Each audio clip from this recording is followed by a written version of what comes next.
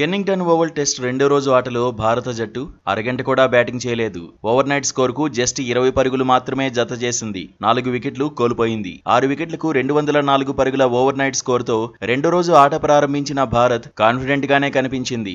Over night batters Karun Nair, Washington Sundar నిలబడాలని team management కోరుకుంది. అందుకు తగినట్టే టంగు వేసిన ఓవర్లో వాషింగ్టన్ సుందర్ 2 బౌండరీలు కొట్టి ఊపు మీద కనిపించాడు. అయితే over night batter Karun Nair కు టంగు షాక్ ఇచ్చాడు. వికెట్ల ముందు బుక్ చేశాడు.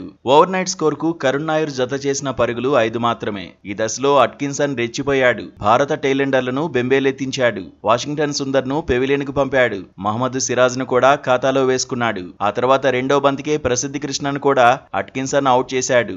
దీంతో భారత్ తొలి ఇన్నింగ్స్ ముగిసింది.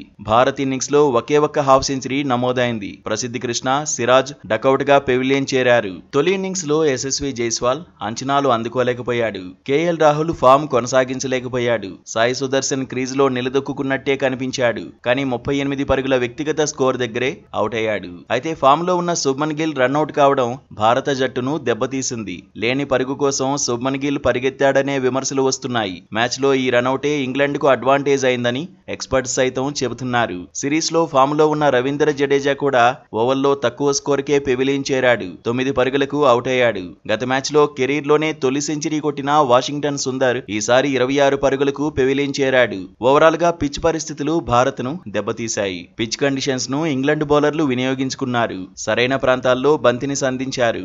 రెగ్యులర్ గా వికెట్లు తీశారు. Regular captain Ben Stokes, Jofra Archer లేకపోయినా ఇంగ్లాండ్ బౌలింగ్ యూనిట్ మెరుగైన ప్రదర్శన చేసింది. ఓక్స్ గాయపడినప్పటికీ అట్కిన్సన్ బాధ్యత తీసుకున్నాడు. హోమ్ గ్రౌండ్ లో 21.4 ఓవర్లు వేసిన అట్కిన్సన్ 33 పరుగులిచ్చాడు.